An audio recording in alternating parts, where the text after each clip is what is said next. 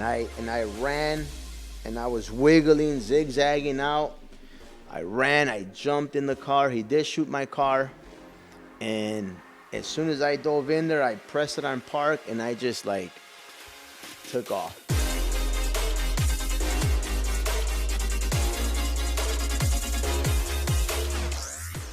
Hey guys, welcome to another episode. Today we have a awesome young man. Well, I wouldn't say he's not too young, but I consider him a good friend of mine, and he has a great story to share. I've been wanting him to come here for the last few weeks, and I finally got him.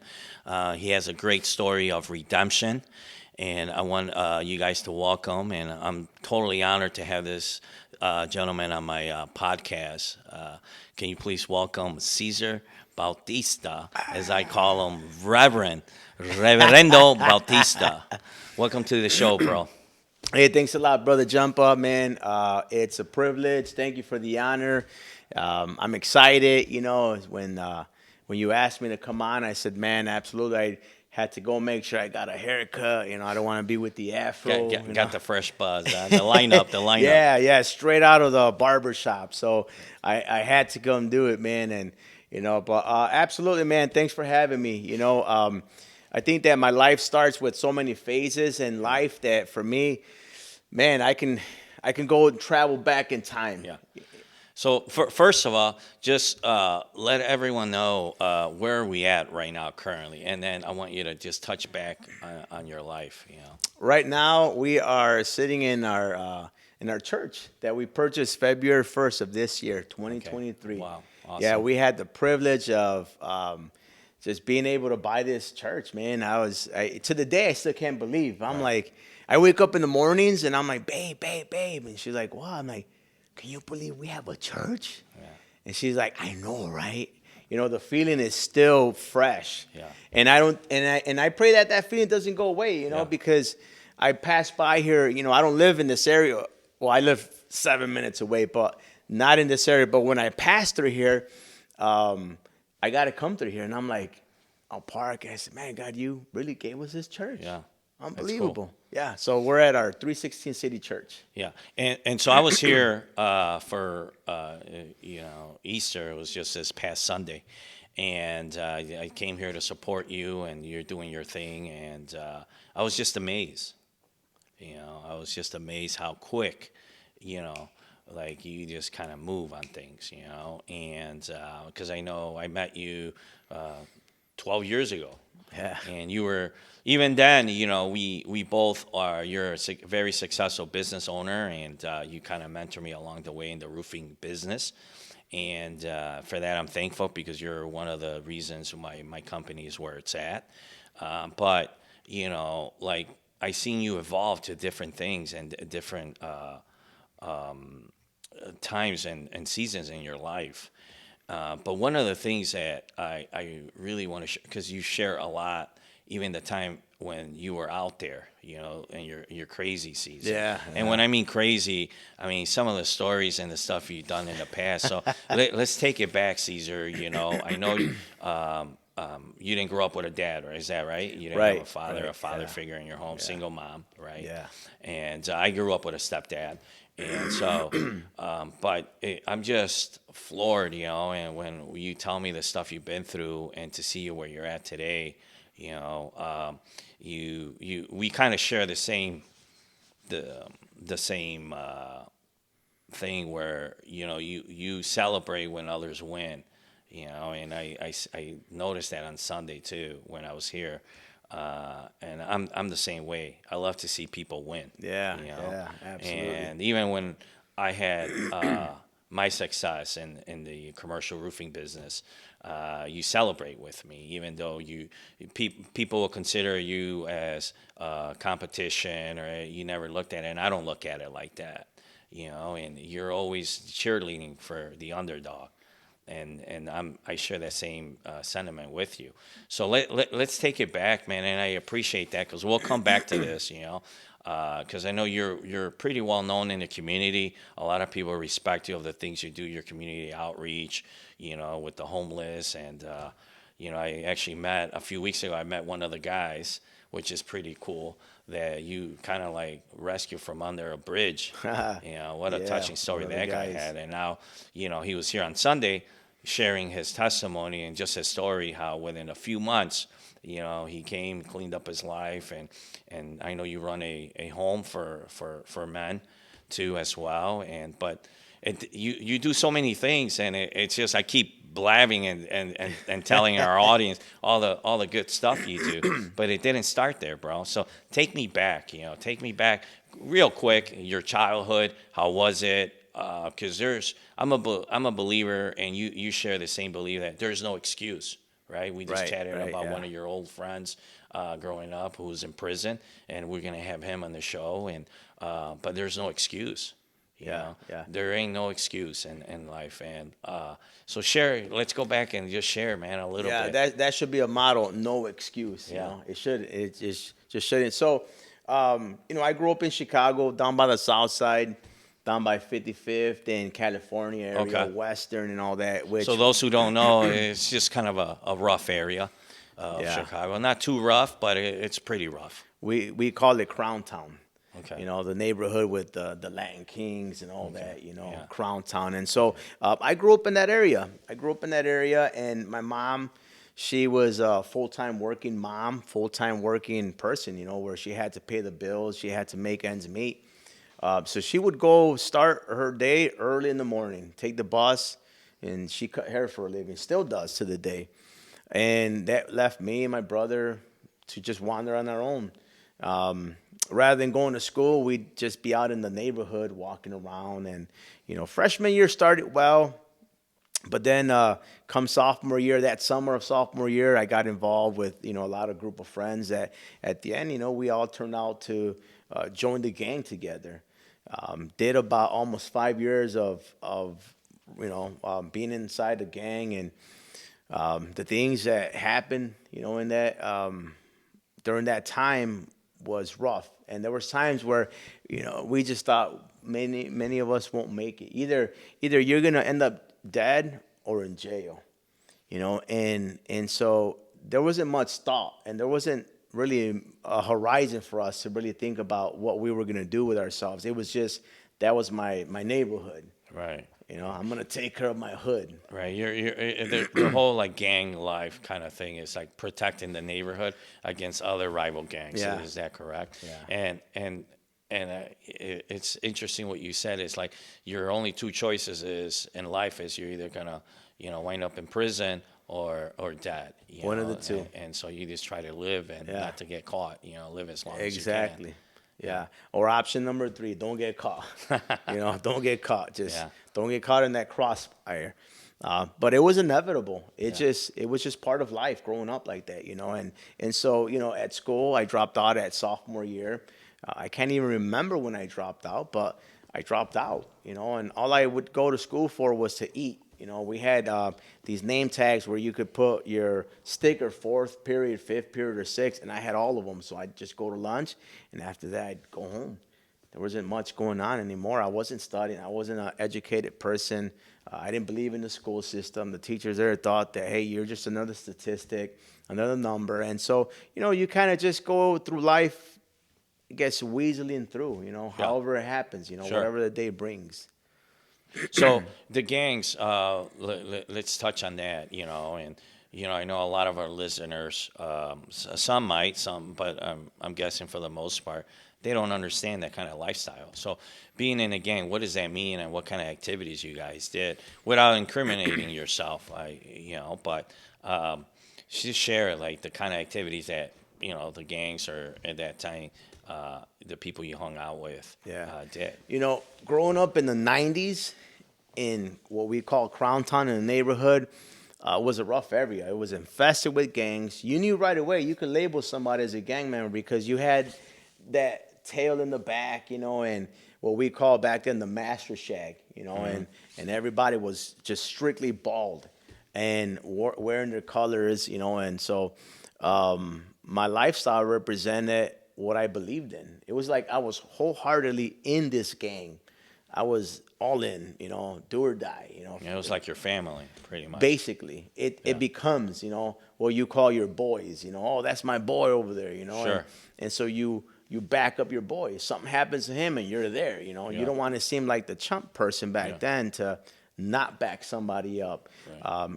And it becomes a lifestyle, your movement, and Mm-hmm. that's what it did for us. Every day was something new. Every day you wake up hoping that none of us would get shot, or get hit. We would Mm-hmm. get shot at, but we wouldn't get hit. We were fortunate, most of the time. But we would hear the stories. Hey, so and so got shot today. Hey, so and so is in the hospital. And then it started getting more real when you got the stories where, hey, somebody got killed, somebody that somebody that you were hanging out in the corner with, thinking to yourself, man, that could have been me. Yeah. But there wasn't much thought in the that could have been me. It was just more like, oh, we got to go and vengeance, revenge and get our, somebody back for what they did. That's what life was in that neighborhood. There wasn't much happening. There was no other activities Sure. for us. And I'm sure there was activities going around, but we weren't focused on that. We were focused on our little tribe. Right. Right. And what have you lost a lot of friends in that, and a lot of people? Ooh, we lost a lot of friends to the gangs. We lost quite a few. Yeah. Some went to jail. Some, and it's probably better that they went to jail because to the day right now, some are getting out already after serving 20 years, 18 years, 27 years. Is that for murder or Murders. drugs? Yeah. Yeah, murders. Yeah. You're in this gang, and so you're thinking you're either gonna get taken out or you're gonna take somebody out. It's either you or them. So who's Right. it gonna be? Right. That was your choice. It was just a choice, unfortunate choice, right? Right. That stems from not having your dad. That's the story of a lot of people like that. Yeah. Yeah. Yeah. And at this time, what have you been shot at, and like did you get hit by any? Oof, there was a time. I'll tell you a story You one say time. that like ooh, like yeah. I got a few stories. I'll tell you one story. The one that I tell to the day that I can't forget this one, where I was driving my car. I was on 55th and by Washington. I seen a rival gang member to my left side, and I said, "Oh man, look!" And I pulled up. I parked the car, left the door open. I was running towards him, and I had a knife behind me. And as I'm getting closer, the only thought I had in mind was, I'm gonna stab this guy. I'm ready. I'm gonna stab him. Like I had that mentality where, back then it was, I'm gonna shank him. I'm gonna shank him, and that's it. And I don't know what I was thinking because all these cars they were there as cars passing by. I ran right through. As I got closer, I was about 10 feet away from him, and I could see him smiling. He's smiling, and I'm thinking, why is he smiling? He was I'm looking about at you, smiling. Yeah, Uh-huh. I'm about to shank this guy. I'm getting ready to take it out, and he pulls out his revolver. And I'm like, whoa, I hit the brakes, man. And suddenly I could feel my life flashing. I'm like, man, as I'm turning, I feel I'm just turning in slow motion, as if everything was stopping, slowing down. I turn, and I just hear boom, boom, The bullets. boom, boom. He just unleashed the beast on me. And I ran, and I was wiggling, zigzagging out. I ran, I jumped in the car. He did shoot my car. And as soon as I dove in there, I pressed it on park, and I just like took off. As soon as I parked, I was checking myself to see if I got shot or not. I said, oh my gosh, I didn't get shot. And my tire was deflated. It had a big hole on the side, the back of the trunk. And so I thought, okay, cool. I beat this one. Never gave it much thought until as I got older, and I realized, man, I got spared. Yeah. I should have been shot. I Yeah. could have probably been in a wheelchair, disabled, dead. I wouldn't be here today. So yeah, that was one of the few times, one of the few occasions that I did get shot at like that. Yeah. Yeah. Wow. And so as time went on in the gangs, what was the moment that you kind of like, because I'm sure where you're at right now and where you were then, right? Obviously, you were young, you're a teenager back then, but who are thought this, right? When Right. you're at Yeah. that age, For sure. and I always get that, even myself, you know. But what was that as you progress? And I know sometimes, you know, in gangs, it's hard to get out, you know, or I don't know if they still do, if that's a thing, they give you violations and all that, you know. And so, what was the turning point that you say, well, this ain't for me? Because there's grown men today that are still in it, Yeah. and I know a Right. couple of Yeah. them, right? And so, Yeah. what was that? You know, I remember there was a time. It was in 1996, and seeing my mom cry and the fear that she had of losing one of her kids, it was there. It was real. I think she had to suffer along with us. So there was a time when I was I wasn't liking what I was doing. I was stealing cars already, selling car parts. Got caught once already. I was able to escape, and so there was a time when I said this to myself, man, I want to get out, right? I want to get out. And I'll never forget, I actually prayed. I said, God, I need you to give me a break. I want to get out of here. I don't want to be in this gang no more, but you need to help me and take me far away to another state. The opportunity arose. I kid you not, 2 weeks later, one of my mom's friends called her and said, hey, we have room for another guy to come with us. We're moving to Minnesota. The company is expanding, and they're going to start a roofing company out there. Do you want me to take your son? And so, And your mom's friend owned a roofing company? no, no, he was just working for the Oh, company. okay. Yeah, he was working for a company. They were expanding, and the opportunity arose. And this was 2 weeks later after I even said that prayer, right? Just Right. for my As you were for my stealing own sake. cars. As I was stealing cars. Yeah. Yeah, yeah. I had stopped because of one of the guys got caught. I'm like, I don't want to go to jail. I don't want to Sure. get caught. So that was like a moment for me where I reflected. I reflected. I said, man, I don't think I want to do this all my life. That opportunity came out, and so I had to make a decision to get out the game. This was it. When I told my mom yes, she was excited because she tricked me at first. She did tell me it was only for about 3 weeks. Sure. And I thought I could do 3 weeks. Why not? Sure. And I went out there. I said, yeah, I'll do 3 weeks, mom. And as the day was coming to leave, she sat down again with me and Cesar. She's like, it might be a little more, maybe 3 months, maybe 4 months. I said, you want me to stay out there, don't you? And how old were you at this time? I was still 17. Okay. Yeah, I was going on 18 because I started 10 days before my birthday, July 12th. Sure. And so it was in July of 96 where I ended up leaving. And I told my mom, you know what? Yeah, I'll stay. I said, I'll stay. I have no problem. I got nothing going for myself over here. If I ask for it and God has given it to me, I'm going to go for it. Sure. So it wasn't just like I could just leave. Here I am. I got to make a choice. I have to get out this gang that I've been in. I had my tattoos and I was branded. And So you had the gang tattoos all over you? yeah, I had a few that I got lasered off, and I still had one here on my Okay. chest, which we call the master. I went 4 times to get lasered off. I still have some of it. You can Some see remnants, yeah. Yeah, yeah, you can still see it, but it hurts getting Yeah. it off. So the day came when I had told, which we call the Inca of the tribe of it, Yeah. the The chief, neighborhood. yeah. Yeah, I said, hey, I'm gonna be getting out. And so that day, 3 of us were gonna get out. And their excuse was because because of their mom or grandma, which is valid. Sure. Cool. Hey, I'm gonna get out because of my mom, but that wasn't my excuse. And my reason was I'm gonna get out because of God. That's what I told them. I'm getting out because of God. They thought, God, like, what does God have to do with this, right? Sure. So they're like, okay, well, come on this day. We're going to meet by this school called Farragut High School out in Little Village, Yeah. which we call Chi-Town. Hey, go to Yeah. Chi-Town, Sure. in Little Village. So I remember showing up. It was a Sunday, and I was nervous. I was scared because, I'm going to get a beat down for 3 minutes from head to toe. And I'm like, man, I was thinking I should have gotten somebody to come with me to drive the car back. So as I parked, I saw the Inca. He was also parking, and I was walking towards the house in the area that was by Farragut High School. We're going to meet behind there, but go through the alley or something. And he calls me. He says, "Hey, Cesar, come on over here." He called me by my nickname. Which was? You know, my nickname was Hershey, Okay. which I tried my hardest to be called Mr. Flea, but it never happened. Sure.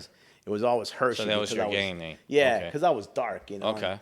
And so I didn't oppose that gas. So he Sure. says, "Hey, Hershey, come on over here, man." I said, "Yeah, what's up, man?" I said, "Crazy Jay was his name. What's up, Crazy Jay?" He says, "Hey, you're seriously, you're getting out?" I said, "Yeah, I'm getting out." He said, "Nah, man, why don't you take a break, man? Just take a break." I said, "Nah, I gotta get out, man. I gotta do this right." He's like, "Tell me the reason why. Why are you getting out?" And I didn't hesitate. I already knew. I said, "Man," I said, "I'm getting out because of God, man. Because of God." And I'll never forget his face. He was like lit up. And then he turned away from me, and I'm looking at him like, "Man, what'd I say?" And he's like, "Get out, get out." And I'm like, "What do you mean get out?" He said, "Go." I said, "Go where? I'm getting my violation now." He says, "No." He said, "I'm blessing you out. Just get out of here. You're not gonna get a violation. You're not gonna get a beatdown. Just go." And a violation is so they just a group of guys that just come and beat your ass, right? Like they just stomp on you, right? Stomp on you. Yeah. Yeah. Leave you deformed. Yeah. However, they don't Sure. care. You're getting out. They have hate for you now, Yeah. right? Yeah. And I'm like, "I'm out." He says, "You're out." He says, "But I'm gonna tell you, I never want to see you on the streets again. Because if we do see you, we're gonna beat you down." I said, "Man, you ain't gonna see me ever again." And I jumped in the car, man, and I started crying. I was in tears. And still when I think about it, I get emotional. And so I'm like, man, God, you really are making this easy for me. I'm about to leave a few days from now. I just got blessed out. These two other guys are gonna get a beat down. Like, Right. man, you spared me, God. Right. And I drove home and I sat down and I was like, I have no friends no more. I can't hang out with those guys. Those were my friends for the last 5 years. Right. Where do I go? Who do I talk to now? And I just waited. I waited for the day when I had to leave, and I left. I left, and I said goodbye to Chicago, and off to Eagan, Minnesota is where I lived for almost 3 years out there. And you were doing commercial roofing, right? Commercial roofing. Yep, Yeah. commercial roofing. And how was that? It was the best experience, man. Especially when I got my first paycheck, my first legit money. Sure. First thing I did was I bought myself a stereo system. I spent all my money on it. Didn't realize that I needed money for the following week. I had no money. I'm like, oh my gosh, what did I do? I had to borrow money from one Stereo of the system for guys. your car? Yeah. Okay. Yeah. That's cool. And it wasn't stolen. Yeah. I bought it brand new Yeah, that's from good. Circuit City. Wow. Yeah, I was proud of myself. I said, Yeah, "Man, what I that's do?" awesome. And I told my mom, "Mom, I can't believe it. My first paycheck was like 450, something like that, $450, right? I was making $9 an hour. I was given a 2-week probation. Caesar, in 2 weeks, I'm gonna decide between you and Everardo." I said, "Well, I ain't going home. I got out the gang. What am I gonna do?" I told Yeah. my mom I'm leaving. And I knew it was make it or break it. Yeah. I had to stay. I had to stay. 2 weeks passed by. The foreman, which was a supervisor, he says, "Hey, I got to make a decision between you two." He's like, "It's a hard decision. I'm going to keep both you guys." Man, I was like, wow, I accomplished something. I Right. did it. I called my mom. "Mom, they're going to keep me. They're going to keep me, Mom." And she's like, "Ay, qué bueno, go. I'm excited." I'm like, "Man, Mom, I'm going to make you proud, Mom. I'm going to make you proud. And then I thought, I'm gonna buy my mom a dress, cause we grew up poor, man. Sure. Poor. I was borrowing jeans from my buddies, man. "Hey, let me borrow those jeans tomorrow, man." And Yeah. we had no money to buy anything. Seeing everybody with name brand gym shoes, and we had the same junky, crappy gym shoes, and Right. and so I'm thinking I'm gonna buy my mom a dress, man. In fact, I'm gonna give my mom my check. The following check was like $700. I'm like, oh my gosh. And I'm thinking, am I gonna give it all to her? I'm gonna give it all. "Mom, I'm gonna start sending you my money, and because I'm not gonna know what to do with it, Right. And so it was like the shifting didn't happen there. It happened when I made a decision to say, I want to leave, God. Help Right. me. What do I do?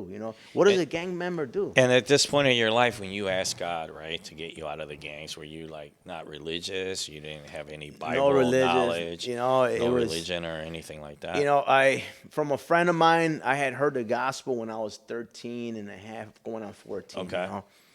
So I knew who to gravitate to. Uh huh. It was like, God, help me. God, Right. I know a little bit of the scripture back then, and God, help me, I need help. Yeah, I think we all experience, when you have those moments, like those desperate moments, like, oh God, please, I Yeah. promise, help me this time, because, I think we had all those prayers, like the prayers of No, desperation, you're right, and that's true because the times when I knew I could have died, it was those moments. Yeah, God, help me out. I promise. yeah, But this time was different. yeah, This time it wasn't like, God, I promise. No, God, please help me. yeah. I want You were out. ready. You I were was done. ready. Yeah, Something was determined inside of me that I was ready. Like, right. I gotta leave. I Yeah, gotta leave. And here was this 17-year-old kid on his way to Minnesota, driving out there with a guy I didn't know who was gonna be my roommate for the next 6 months right, in roofing. And I was gonna compete with him. I didn't know that we were gonna compete for one position out there, which right. we both stayed. Because the guy was like, dude, I can't. You guys are Mm. great workers.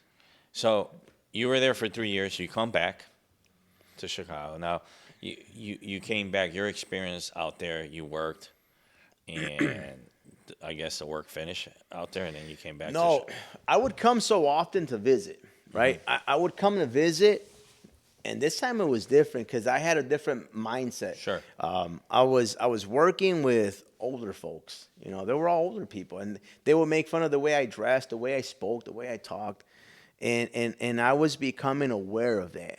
I said, man, I don't want to talk like that. So I try my best to change my lingo and change and add to my vocabulary because I couldn't say a sentence without cursing 20 times. And I had to read up a little bit more. It's over there and shit. And Yeah. it's this and shit. It's that and That's the shit, word right? all the Yeah. time, Oh, man. yeah. I get And that. they would tell me like, Right? dude, like, are you okay, Caesar? I'd be like, The producer over there is nodding his head like, yeah, that's it. Maybe he dealt with that. that was the word. That was the famous word. And I was a little embarrassed after a while because there was a guy there that I really believe God put him in my life. Yeah. His name is James Rosensteel. Great guy, and he challenged me. He did. He challenged me. He would tell me, Caesar, you're better than that. Caesar, stop talking like that. Caesar, stop dressing like Was that. he a co-worker? He was a co-worker. He was going to be in sales, but he Okay. needed to do at least 1 year on the field Sure. or a year and a half on the field before they made him a sales guy. And very professional guy, spoke very eloquent. For me, it was eloquent because Sure. I would never hear words like that. I'm like, Uh-huh. what are you speaking, man? He's like, this is proper English, Caesar. He took me under his wing. He took me in his crew. So he mentored you. He did. He had a lot to do with my upbringing when I was in Minnesota because Right. he challenged me to be better than what I was before. That's awesome. He helped me. He created a core in my life, right? He created this core that I didn't have. That core helped me to build structure in that core. Had it not been for him, I probably would have just still been ghetto, dressing like that. Right. Came back with the same mindset. So here's the thing. I come back, right, after maybe 3 months to visit Chicago. And I'm like, well, who am I going to visit? I run into all the old buddies in one of the neighborhoods. The gang guys. Yep. Okay. I say, hey, what's up, guys? I jumped out. We're chatting it up. How's it going? I said, man, I'm working, And so you guys want to go eat? Let's go eat. It's on me. I took like 25 of the guys out to eat, man. I'll never forget that bill was like $400, right? Because tacos back then, you could buy 3 for like $2, you Sure. know? And, I took them all out. I wanted to give back, but I came back not wanting to gangbang. I came back not wanting to hang with them. It was more like, hey, you guys can get out of this too, man. Sure. And so I had like 20 applications in my backpack. When we stepped out, we were all hanging by the corner. Here comes the cops, swarmed us. And they threw us all by the squad cars, and and they threw me against the car. I said, "Hey man, let me explain. I'm not part of this, man. I gotta go back to work." They didn't believe me. "You're not working nowhere." I said, "Man, I live in Minnesota, man. You can look at my ID." They weren't believing me, and so once they went through my backpack, they saw that I had little small chick booklets and like little track books, like gospel track books that I started reading out there in Minnesota. And I had applications. They're like, "What's all this?" Man, I can't bring them applications, man. I said, "I'm trying to get these guys jobs." The the attitude of the police officers changed. They grabbed me, picked me up. "Hey, we're sorry, man. Hey, this guy's a good guy, man. He's Sure. he's trying to get these guys jobs, and he's like, 'You're serious?' And they took me to the side, talked to me, said, 'Hey, man, I live in Minnesota, man. I got out already, man. I'm trying to get these guys jobs. I came to treat them.'" And so I knew right there, like, yeah, I'm not in it for the gang no more. Right. Like, I want something more for these guys, an opportunity that was granted to me. I want to give it back. And Hmm. so, they let us all go. Yeah. Everyone took an application. Not one of them turned it in. Right. So I'm like, okay, I did my Yeah. part. I went right back. So that's cool. And when you came back, moved to Chicago, you already were a roofer. You had a different mindset. Totally. Yeah. Yeah, And totally. so let's go there now. Let's bring it to, you move back, you're out of the games 100%, right? How in the heck you get here where you're at? Like what was, I'm taking it you're in your early 20s now. Yeah. And I know this is a 1 hour show, but what was the next step in your journey? Like as far as in your business life, and then also, since you're a clergy person and a pastor, where how did you get here? Like, what was the next step? I come back to Chicago. I got my transfer. I started working. Started working. And, I ran across a buddy of mine who was going to church in Cicero. I started attending church with him right there. And, I felt God calling me. I'm doing well. I'm doing roofing out here. I'm working my 60, 70 hours a week and making great money. I'm 20 years old. I'm back, and going on 21. And I joined the church. I joined the church, and I joined the youth group to help out in the A youth Christian group. church. Yep. Okay. Yeah. I started helping out right there, and which eventually I became the full-time youth pastor there. I left construction for 1 year to go work here, with Was the that a church. paid position? It was paid, but you can almost say it was like for free, man. Right, because of the money you were making, right? Yeah, Yeah. yeah, And yeah. let me ask you this: you mentioned a minute ago that you felt the calling. What do you mean by that? What is that like? Whew. That God opened the roof and the roof that you were roofing and said, "Hey, Caesar," Oh man, or I wish it was like yeah, those times, where you audibly hear his voice. yeah. It's not So like what that. was that? I want you to touch base on that. What is that you felt? Like you said, I felt the calling. It's deep. It's internal. Uh huh. It's doesn't leave you alone. Okay. It touches base with your soul, and there's something that you need to do. There's unfinished business. You can work, you can become a professor, you can go to school, but there was still something there that I'm like, no, it's not that. I don't need to go to school. I don't need to do any of that. There's something calling me. I Mm. was making great money already. I was driving a nice car. I knew there was something missing, and it was the absence of God. I knew I needed God. I didn't know how I needed Him, but I knew I'm gonna check this out. I want what that guy has. I was jealous of other people, not what they had materialistically, what the smile they had, the joy, the type of Sure. happiness. I'm like, I need that. I'm Okay. missing it. How is that guy smiling and so filled with joy, and I got more stuff than he does? Yet he doesn't have a dad, but he's what's up? Like, Right. hey, Right. talk to me, man. Yeah. And so I chased after something like that. And you started attending the church, and what was that like? Man, it was the greatest experience, man. You didn't freak out. I often talk to people. And say, they walked into this church and they were doing backflips and doing all this stuff. Man, I was doing backflips. It wasn't an experience like that, huh? So you really felt like the joy, like the joy of the Lord, or like peace when you walked into church. Yeah, yeah. Tearing, crying for just no apparent reason. Just crying, knowing that I'm in a good place. I'm in a good place here. And That's and awesome. and I wanted more. So I knew that for myself, God, I want to devote. I want to do something for you to show you how real I am, and grateful that I didn't die back then, and I chose to do 1 year of full time ministry, knowing that if I take this job, I wouldn't be able to afford my car. I had bought a house in Berwyn at 19 years old. And I'm like, wait a minute, I'm not going to be able to pay any of that stuff. Yeah. So you bought a house. You grew up with no dad. You lived a very rough gang life for 5 years. You go to Minnesota, work for 3 years. You move back. You bought a house at 19 years old. You know, Yeah, yeah, in Berwyn. kind of what we started with this show today. It's like there's no effing excuses out Yeah, there. There isn't. yeah. You know, and I think excuses is just a lie that we tell each other.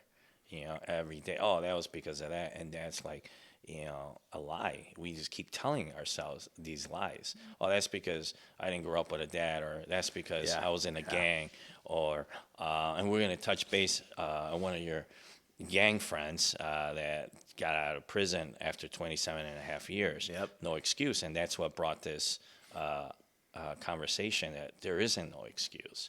Yeah. And that guy's rocking it out.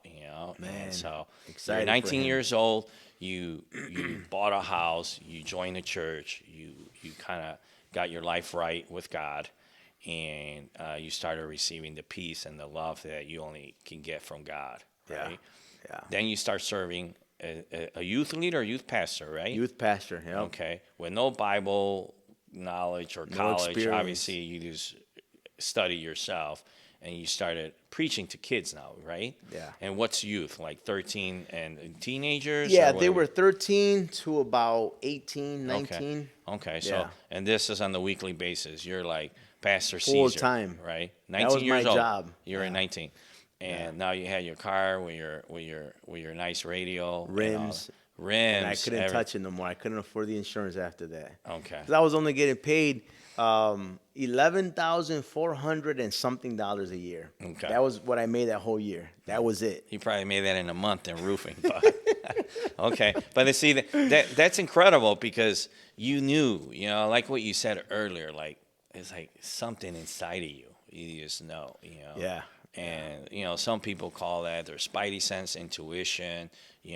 Christians, believers call that, like the Holy Spirit talking Yeah. to them, or like, there's something more. I call it God. Yeah. Yeah, I did, and I do. I call it God. Yeah. I knew I needed it. Yeah. Yeah. That's cool. Now you're a youth pastor, and you did that for how long? Volunteer for about a year and a half, and then I did that for a full year. Okay. Full time for Yeah. a full year. Yeah. So when I sold my house, no profit. I didn't know what I was doing. Sure. I pretty much just gave it away. I went to go move to a basement from one of the members from the church. I moved in the basement. My family was upset with me because of the dumb choice I made. But see, nobody understood me. Like, hey, this is for me, not for no one else. Sure. So I went to go live in the basement, man, and it was rough living in a basement. I flooded 3 times.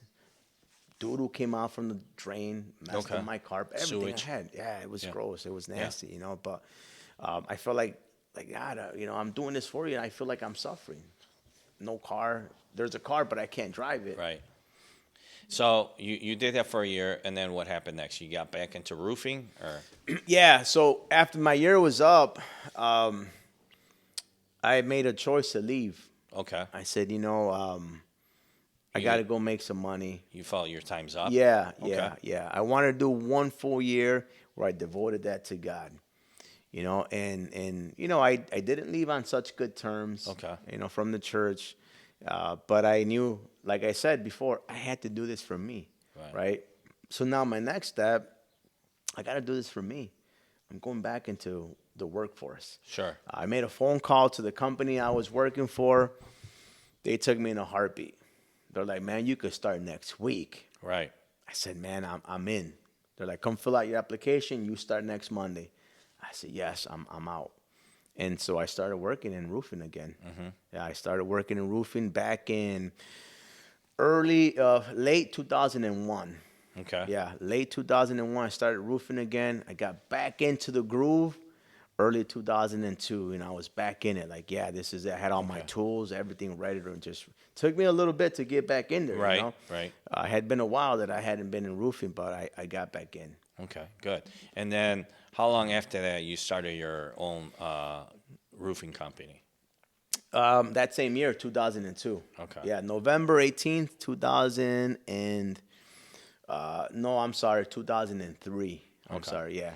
Yeah. All right. So you worked, but you got back into roofing a few years. You started your own company, and I know you had a partner. You guys, good friends, right? And then what? Then you started doing that. The name of your company, All Star Roofing, Yeah. right, based out of Chicago. And and then what? How in the heck? How does this happen? Ooh, in fact, I was just sharing this story of how the shift happened. Not so much that I got involved with the church, but there was a shift that happened. I'll share that with you right now. So, yeah, I did get into roofing. November 2003 is when I decided to start the business. Okay. Right? I had to leave my old company, which was a little scary because they had just made me a foreman. Sure. They had just purchased a truck for me. They gave me a cell phone, those big Nextel Yeah. phones, those chirp ones. Yeah. And I'm sitting in the office. The guy throws me the cell phone and he throws me the gas card and says, "Here's your truck." And I'm like, "I'm not here for that." And he's like, "What do you mean?" He's giggling, he's laughing. I Sure. said, "No, I'm not. I'm serious. I'm not here for that. I'm here to let you know that I'm leaving. I quit." Okay. He starts yelling, screaming, "You're All of nuts." everything they invested in you, how Yes, you leave, and yes, all that. yes. Okay. And I'm like, man, am I making the right move? And he says, "You're gonna be back. Everyone who leaves always comes back." And I said, "Not me. I'm not coming back." And That's all he and had I to say, I right? made it to where I didn't come back. And I'm like, if I have to come back, I'm not going back over there no more. Sure. I'm going somewhere else. I never had to go back. Right. So you ran your roofing company, and were you attending church? No, I was out of church for 14 years. Oh, really? 14 Okay. years. I was So out so you stopped yeah. believing in God, or No, I didn't. I didn't stop believing in God. There was moments where I had to go attend a church service because I needed to hear the word of God. I needed to sure? hear a sermon. So I would actually go to a church in Berwyn Okay.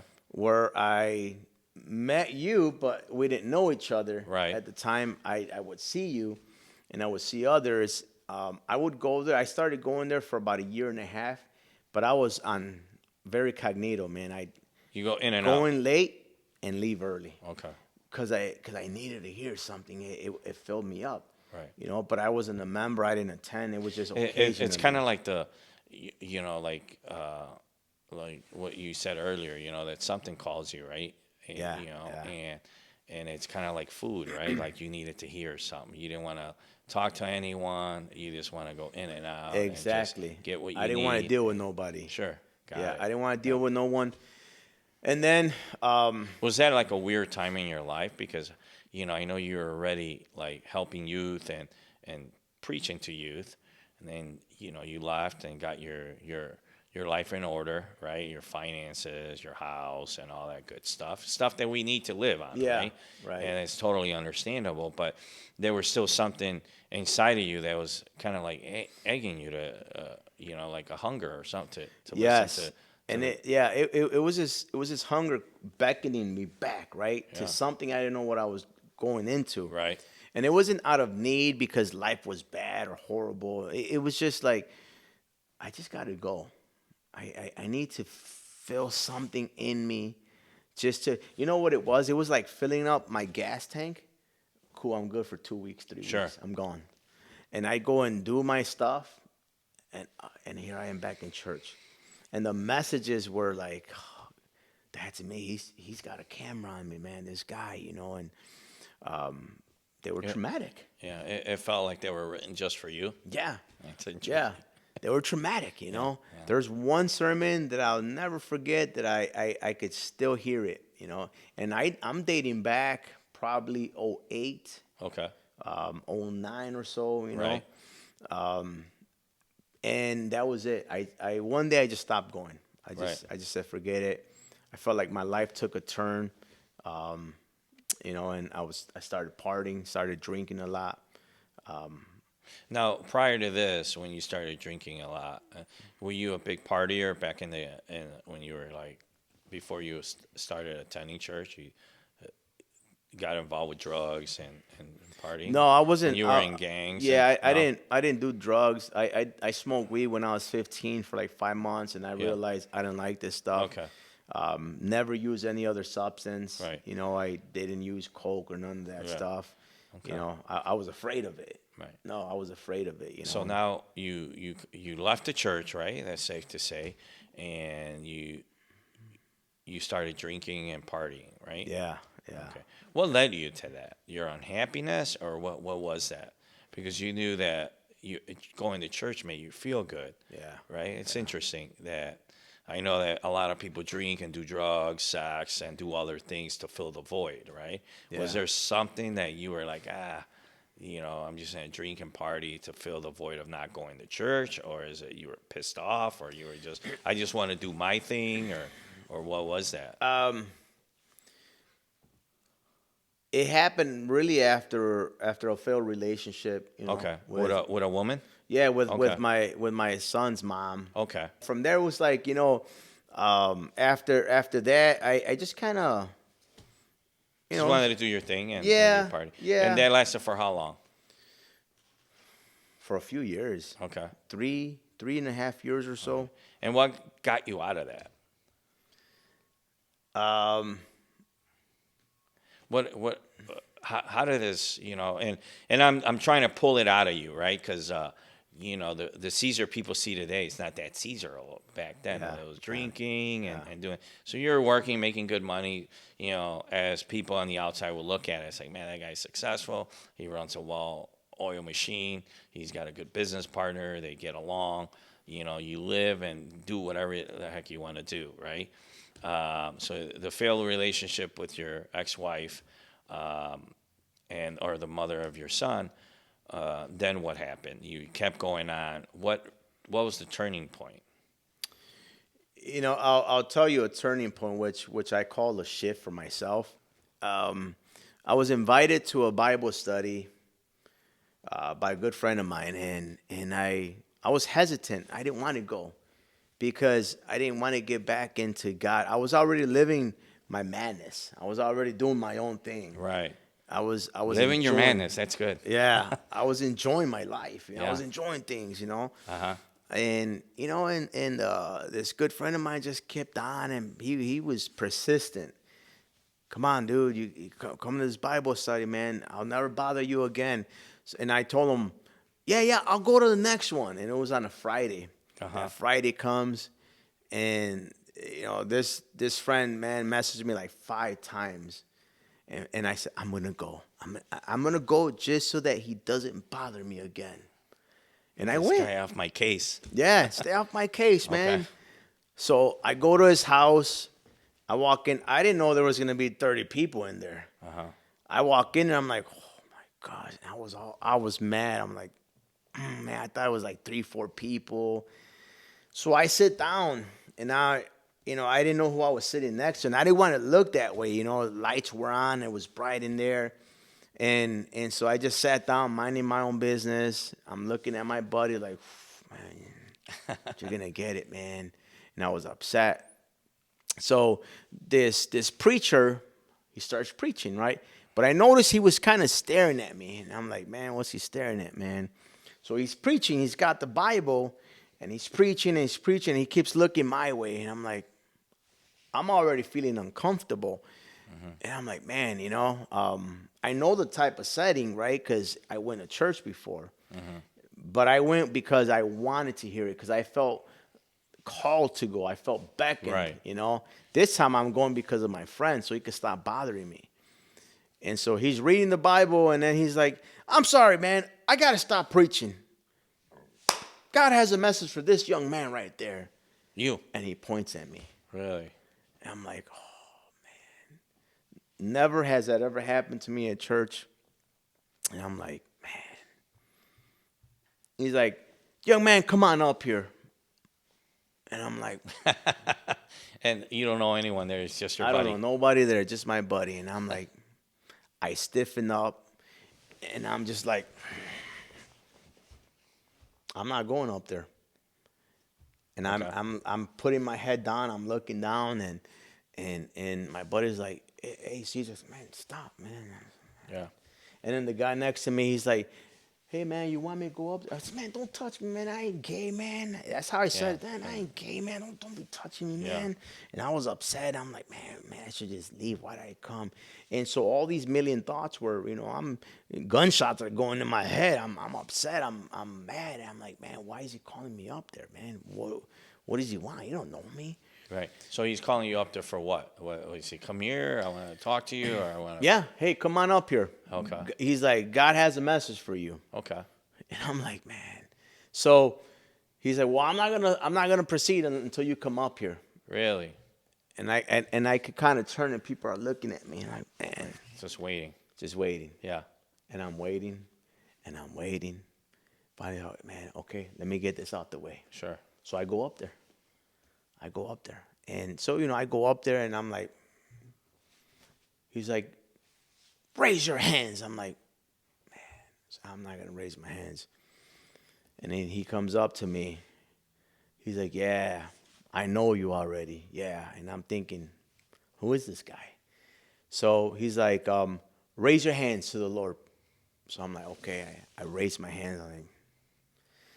He walks away. He walks about maybe 5 feet. And then Away from you? Yeah, away from me. And then he turns around. He's like, do you remember the day when you were supposed to die? And you yelled out, you called out to God in your car, and you told him that if he saved you, you're going to serve him. Do you remember? And I got my hands up. I'm like, oh my gosh. He knows, and man, my throat got knotted up, man, and I'm like,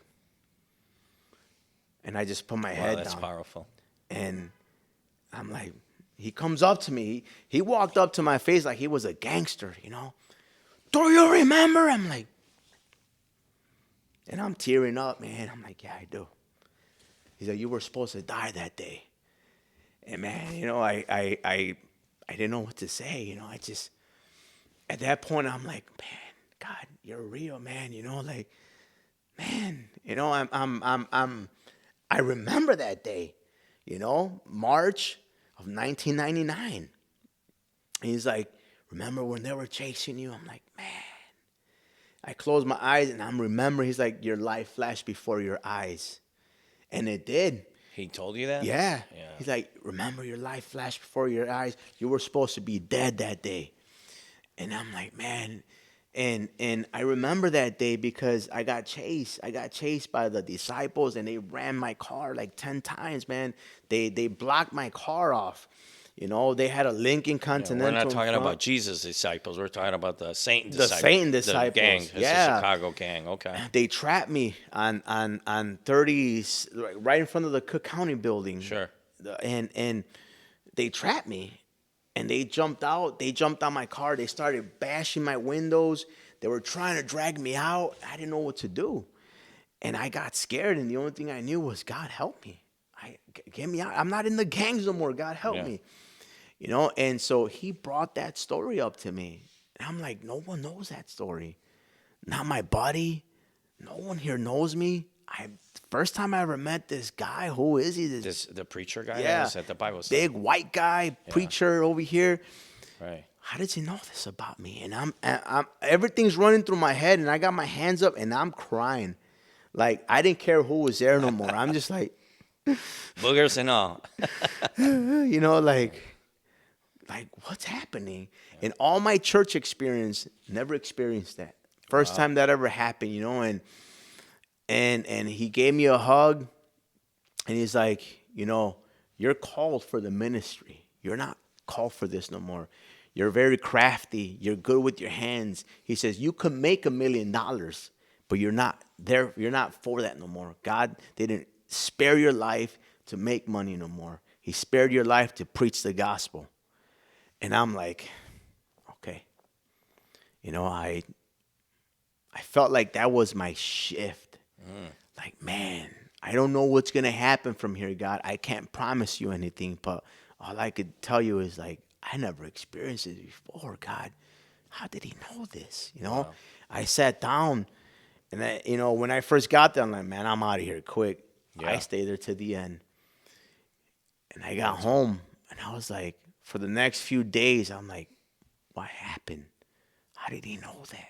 Just trying to digest what had happened, Yeah, right? like, Wow. God, you spared me for that now. Yeah. Man, now what? God, I'm so far into this life. How do I get out of it, God? Yeah. I'll let you deal with it, whatever you want to do. And I left it at that. And that was in, if I'm not mistaken, 2011 or 2012. And 2012 was kind of like the start of your journey here, like your spiritual journey, you think? No, no. That was just like a pivotal direction. It just kind of anchored me, pushed me, Yeah. into, oh man, I didn't want that, and I knew it was real, especially this guy knowing all this stuff about me that Right. I didn't even talk about that story to anybody. So it wasn't until 2014 where, I'm like, man, I was a straight womanizer that year already. Okay. Just straight womanizer with different women. Right. And I had to make a choice, man. Yeah. And what do I want to do? What does this Cesar want to do? And so the only reason I went to church was because a different friend of mine, right? Is I told him, man, the day you ever leave that church you're going to, I'll follow you where you go, right? So I went. It was like a year later, so I seen that he had different shirts and everything. I called him, hey, where are you going to church? He said, I'm going over here, man, to a Word of Faith. I said, man, let me join you. So I went that day, right? And so similar to what happened to me at my buddy's house in years before is almost what happened to me when I went to church that day. When you went there to visit? 2014 in Right. October, I went. And I'm sitting in the back. I'm only there to support my buddy. And I'm sitting in the back. And I'm like, wow, I haven't stepped in the church in a long time, man. It felt good, but I felt guilty. Sure. And so he didn't even know I was there. I was way in the back. They had a guest speaker. His name is Eric. And he starts preaching. And he's like, he says, all right, guys, I'm going to stop preaching. He preached for like 10 minutes. I'm going to stop because I feel the need to pray. I got to pray. We're going to start praying. I hope you guys are ready. And I was like, cool. I'm in the back, right? And then I'm feeling antsy. I'm feeling jittery. And then I just kind of like cross my arms like, I don't want to be here no more. So he's like, if you want me to pray for you, come on up here. And I was like, I ain't going up there. He wasn't talking to me, though. Sure, He was just in talking general. corporately in general to people.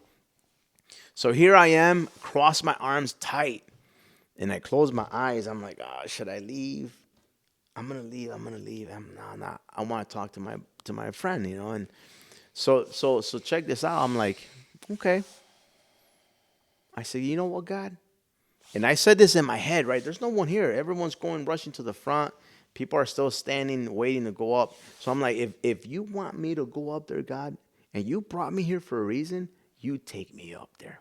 I'm not going, right? And I got my eyes closed, and I got my head down, and I'm mad, like, I'm going to leave. And then this guy comes, and he's like, I'm like, hey, man, let's go.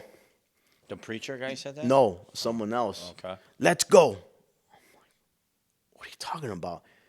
Now, God told me to come get you, to take you up there. Let's go now. Man, it was like my whole skin, man, caught on fire. I'm like, I didn't even say this out loud. Right. And then he's like, let's go. And so I battled for like 3-4 seconds thinking, I'm not going up there, man. Right. I got scared. I'm scared looking at him. I'm like, all right, let's go. And I'm like, that was weird. So I remember that shift back then that I'm Right. telling you about, like, man, it hasn't happened since that time. This is weird. So I'm like thinking, we're going on. I'm like, there's a lot of people in the front. I'm like, there ain't no time to pray for me, man. Look at all these people. Right. And he's like, man of God, this is the guy. I bet you. He's like, let him in. School, everybody move to the side. And I'm like, oh my God, they're taking me up to the front. So I'm like, man, I'm in the front. And this guy puts his hand on me. And he's like, oh my gosh, you've been running for years. And he starts yelling at me, when are you going to stop running from God, man of God? When are you going to stop running? You've been running from God for so many years. God's been moving in your life. Like, he said all these things. I just remember falling face forward on the floor, started crying. And I cried for about like an hour. Right there, couldn't stop crying. I couldn't stop. Even if I tried, it couldn't stop. I just cried and cried and cried and cried. And again, I didn't care who was in front of me. I didn't care who was Sure. watching me. I'm rolling in tears, man. Nobody touched me. They just left me there. And finally, when I was able to like stop crying, I just got up and I didn't care who was looking at me. I was just messed up. I'm walking back like, oh my gosh, man. God, you just called me back, man. Right. And that was it. I didn't stop. It's interesting that, like how you said, like when you were gangbanging, you just said a prayer, like, man, God, just help me, get me out of here, and it was almost the same thing. And you go to your buddy's house, the preacher guy, and then you go to your other buddy's church, and then years, right? And so that was the last time you said, okay, I'm going after this thing. I'm going to start whatever preaching or whatever you feel like your calling is. And so you start that day. I think we have like 10 more minutes, but you left that place and your journey started in ministry, right? You know, you could say that's when it started now. It shifted years before, and it became like my structure then. But the only thing that I was able to pray and say, God, I don't have nothing to offer. You know my life, and the only thing I could tell you, God, is I'm just gonna go to church. I'm gonna commit to going to this church. That's it. Right. And that was my only commitment. Here I am, a 34. I was 34 years old. How long ago was that? This was in 2014. Okay. And when you started attending church again? Yeah, Okay. 2014. And then how long after that you began to be active? Like, It took about a year and 6 months or so okay. for me to really kick in. So like 2016, around there. Yeah, Okay. yeah. And then what was the first thing you did I started a Bible study at home. at your house? Yes, I decided to start a Bible study. So let me track back a little bit. 2013 of October is when I started going. Not 2014, 2013. Okay. So it wasn't until 2015 of August when I started the Bible study at home. Okay. I felt like now I needed a little bit more. Like, Sure. man, I want to get involved. I want to do something. So, And what kind of people would attend your meetings? man, I mean, anybody, right? So it was just a group of friends that I called and say, hey, man, I'm going to start a Bible study at home.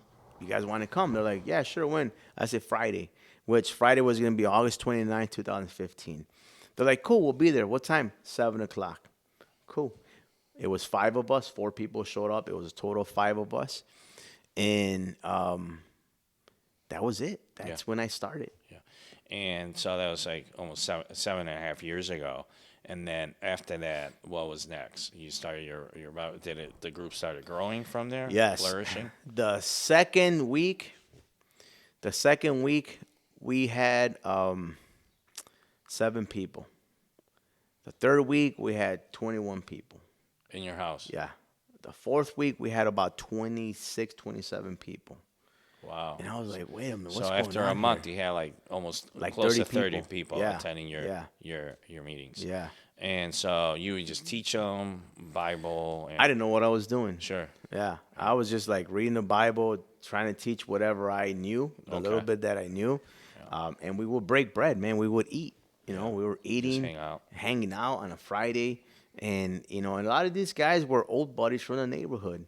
They were old gang members, Where's the buddies of beer? mine. Where's Right. Like, nah, ain't no beer here, man. Yeah. It's just straight. So you stopped drinking too, alcohol. Yeah, I had stopped drinking years before that. Okay. So, Yeah, I had and- stopped drinking. So you had 30 people, and then what happened? You kept doing that for how long? A couple years? We did that for till January 14th, 2017, because it turned into a church. 2017. So Yeah. So 2 years, and then you started a church, Yeah. and Yeah. out of your house. Yes. Okay. And then what? How many people you were attending your church at your house? We got to a point where we're hitting about 54 people coming on Fridays. Okay. And then we started getting complaints about the parking situation. Understandable. Yeah, of course. Yeah. We're taking up all the parking there. So I knew I had to go rent a place. Found a spot in Berwyn. It was an old thrift store. But in the back, they had it all decked out, like for venues and things like that. And So you rented that place. yes. And then so 2 years into your Bible study, you set up a church at your house. You had about 54 people, and then starting the third year, you rented a venue to Yes. have your meetings. And how long were you there? We were there for about maybe maybe about a year, an entire year. It's We were there. amazing. And then from there, you went where? To another place? Yeah, we rented an elementary school. We went there here in in Cicero. We rented an elementary school. That only lasted about 5 months. And then from there we rented the auditorium at Morton East High School. So you kind of bounce. Yeah, for- yeah. To make Yeah. a story more compact. So you bounced for like how many years? 3, 4 years, just kind of bouncing around. Whew, yeah, Yeah. yeah, yeah. So it's amazing. So 2016, till I guess 2020, 4 years, right? COVID hit. Yeah, Okay. yeah. So the pandemic hit, obviously, right? And then you kind of shut down like everything else, right? And then you started back up 2021. Well, we didn't technically shut down. We were doing live stream. Sure. Sure, but you couldn't Yeah. congregate. Right. Yeah, So, yeah. So yeah. I just want to let everyone know, like how quick things get done, right? Yeah, yeah. Because you already knew, you had a couple encounters, you felt a calling to do this, right? Yeah. And so I just, one of the things on our show is that I try to shine the light at is anything's possible. That's why I 80% of what you're saying is your past. Right. Yeah. Because everyone sees the shiny and buff Caesar now, but it wasn't always like No, that, right? no. And so you struggle with the things that men struggle. You had some struggles with alcohol. You just struggle with a bunch of stuff, right? Anger, doubt, all that, and yet you felt something inside of you calling you, and what's amazing is that each time where you felt God kind of remind you of Yeah. Yep. of your calling, and that in itself is very powerful. I think if that would happen to me, I say, man, God, you only have to tell me one time, not multiple times. I don't think I have to be getting shot by gangs and all that to really adhere to that. But now 2021, after the pandemic, you were renting a venue, Yeah. right? And you saw this building, Yep. right? So, and I know it wasn't easy. I know you mentioned what are the things that, and I know this because you've mentioned it to me right before the show, like the struggles, right? You have to do this because there's always entrepreneurs, business people, people in, like yourself, in ministry. It's not easy. It's never easy dealing with people, dealing with clients, banks, all that, right? People, hating on you, Yeah, they oh, don't want to this and this and celebrate you. that. Yeah, and that makes it tough. But here you are at, like, how long you been in this building, Since February 1st. right? And so not only you've acquired this church building, which is beautiful, you guys, and we're gonna put some shots of the work you've done, but this place is jam packed.